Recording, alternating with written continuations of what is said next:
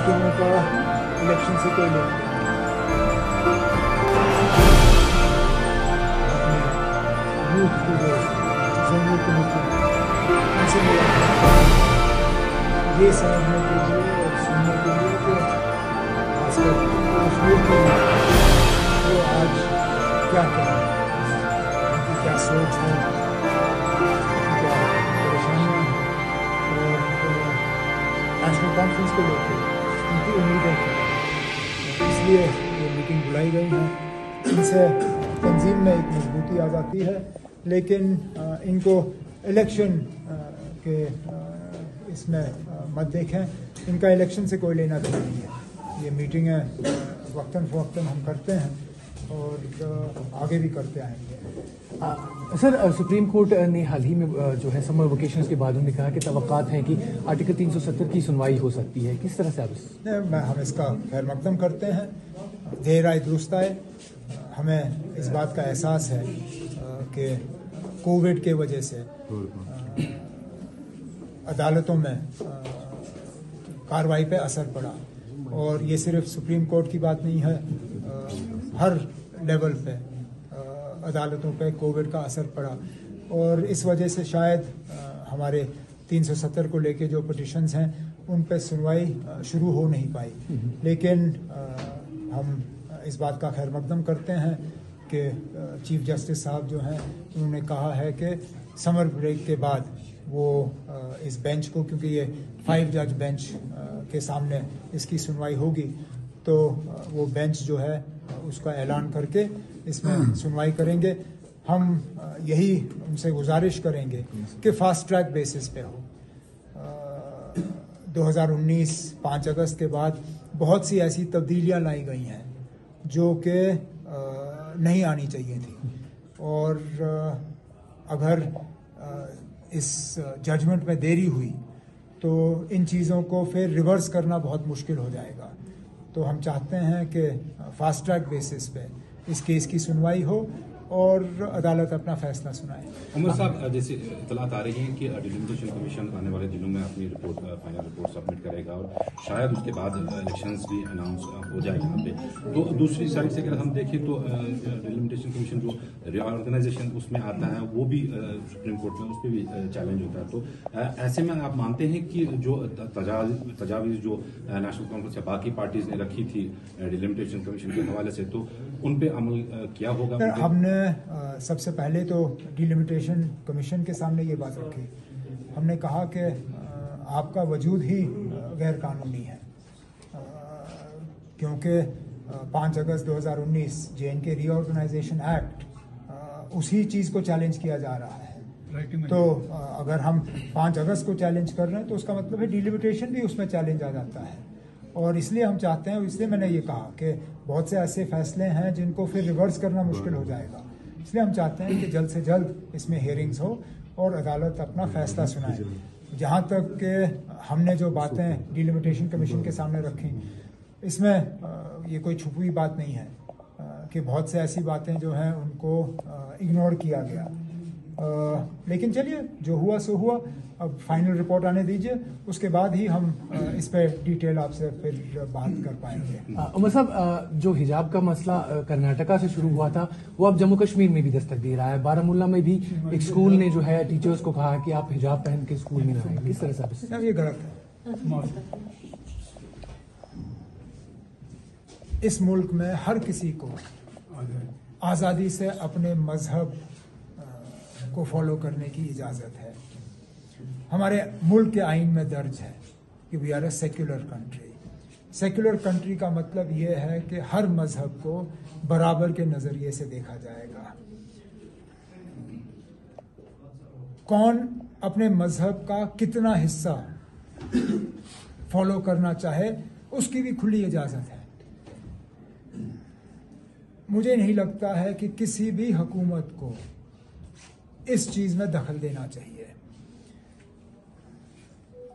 ये एक मतलब ऐसे खतरे के साथ जो है ये लड़ा जा रहा है जो कि इस मुल्क के लिए बहुत मुश्किल होगा।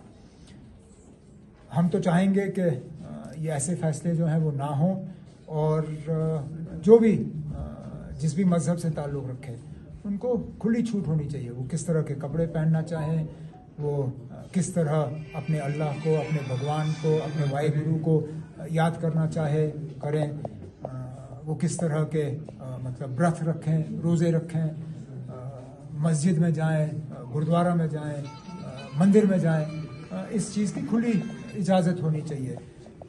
तो हम तो यही उम्मीद करेंगे कि जो कर्नाटका को यहाँ जम्मू कश्मीर में लाने की कोशिश की जा रही है, इस पे फौरी तौर रोक। उमर साहब, इस स्कूल के हवाले से एक इशू ये आ रहा है कि ये स्पेशली एबल्ड चिल्ड्रन जो है उनके लिए स्कूल है, और जो इंतजामिया है वहाँ पे उनका कहना है कि जो बच्चे हैं वो टीचर्स के साथ पूरी तरह से इंटरेक्ट नहीं कर पाते हैं जब उनका चेहरा नहीं देख पाते। जनाब ये गलत है, ये गलत है। अगर इससे पहले वो इंटरेक्ट कर रहे थे तो ठीक कर रहे थे। आखिरकार ये स्कूल कल का बना हुआ स्कूल तो नहीं होगा ना। स्कूल को चलते हुए कुछ टाइम तो हुआ होगा। स्कूल में बच्चियों ने कुछ तो तालीम हासिल किया होगा। क्या वो इससे पहले जो सारे बच्चियां वहां से बाहर आई वो सारे अनपढ़ बाहर आए? ये अगर इनके तालीम पे असर पड़ रहा था तो कर्नाटका से पहले क्यों नहीं? कर्नाटका के बाद ही उनको ये असर दिखना शुरू हुआ। ये हमारे मजहब में मैं माफ़ी चाहता हूँ, सियासत के लिए एक गलत माहौल बनाया जा रहा है। और ये सिर्फ हिजाब की बात नहीं है।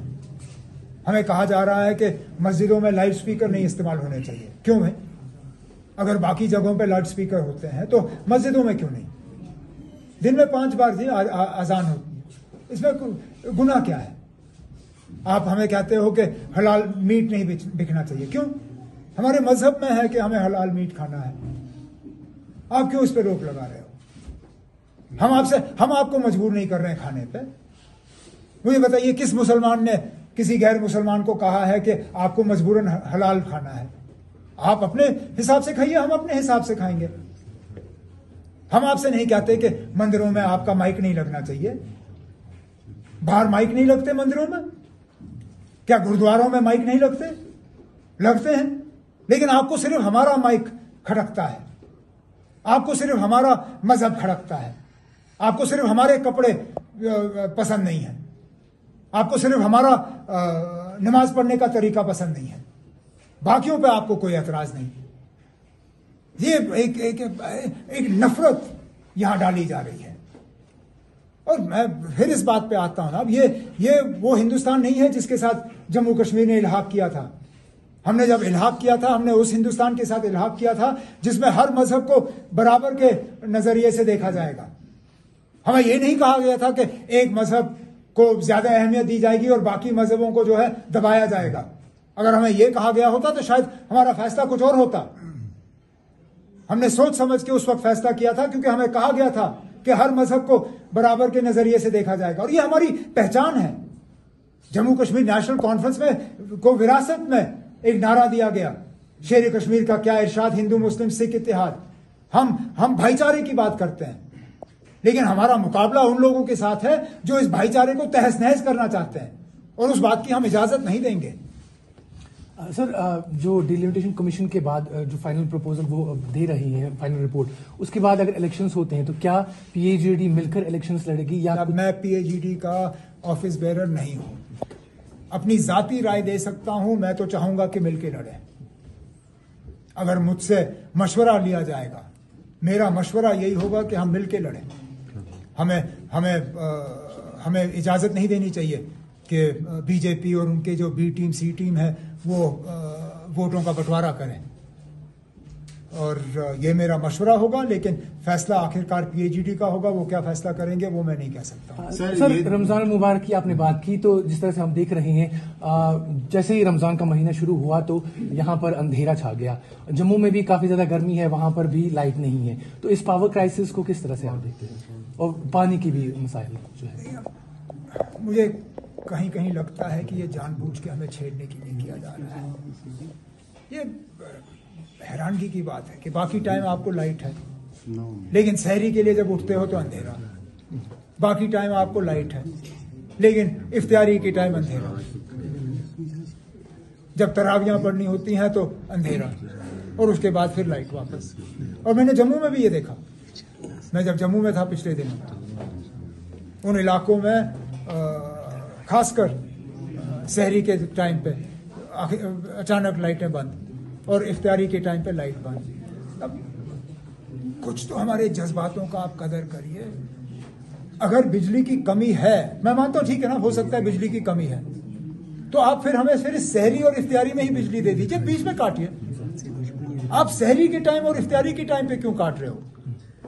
कहीं आप हमारे जज्बातों के साथ खिलवाड़ तो नहीं कर रहे हो? अगर आपका इरादा हमारे जज्बातों के साथ खिलवाड़ करने का नहीं है, अगर नहीं है तो फिर ठीक है ना, बाकी घंटे आप बिजली काटिए। सहरी के दौरान, इफ्तारी के दौरान, तरावियों के दौरान आप हमें बिजली दे दीजिए। बाकी रात नहीं देते हो, हम शिकायत नहीं करेंगे। लेकिन हम शिकायत करने पे मजबूर होते हैं जब बाकी टाइम हमें लाइट दिखती है, लेकिन जब हमें चाहिए होता है तब आप हमें लाइट नहीं देते हो। हम क्या मतलब निकालें इसका? ये तो फिर सारा जो सिलसिला मैंने अभी दोहराया ये उसी में फिर फिट आता है ना। हमारे माइक आजान के दौरान, हमारा हलाल मीट, हमारा हिजाब, इन चीजों पे, अब रोजों में आप बिजली भी नहीं देते, फिर क्या दे रहे हो आप हमें? दुख, दर्द, परेशानी, इसके अलावा और आप हमें दे क्या रहे हो? बड़ी बड़ी बातें होती हैं, हमें कहा जाता है कि हमारे दुख दर्द को समझा जा रहा है, लेकिन मुझे लगता है कि हमारे जख्मों में नमक छिड़का जा रहा है, बजाय ये कि हमारे जख्मों पे मरहम हो। मैं कहता हूं अब हमें वो जो अल्फाज हमने सुने पिछले साल कि दिल की दूरी और दिल्ली से दूरी, उसको दूर किया जाएगा, हम वो देखना चाहते हैं। वजीर आजम साहब ने हाल ही में सांबा में कहा नौजवानों को कि आपके जो बाप दादाओं की परेशानियां हैं वो आपको झेलनी नहीं होंगी। मैं देखना चाहता हूं उस पर अमल हो, आज से उसकी शुरुआत होनी चाहिए, हम भी देखें।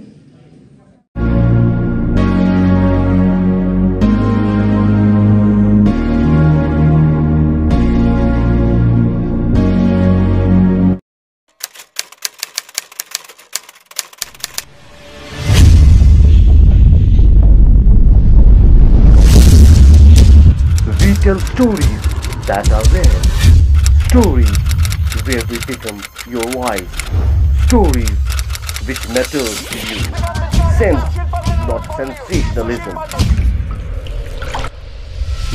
news that truly impact you. We are looking for facts, not opinion, no agenda, but a simple policy of fair news. We don't debate or discuss problems, but solutions. Anything and everything that matters to you.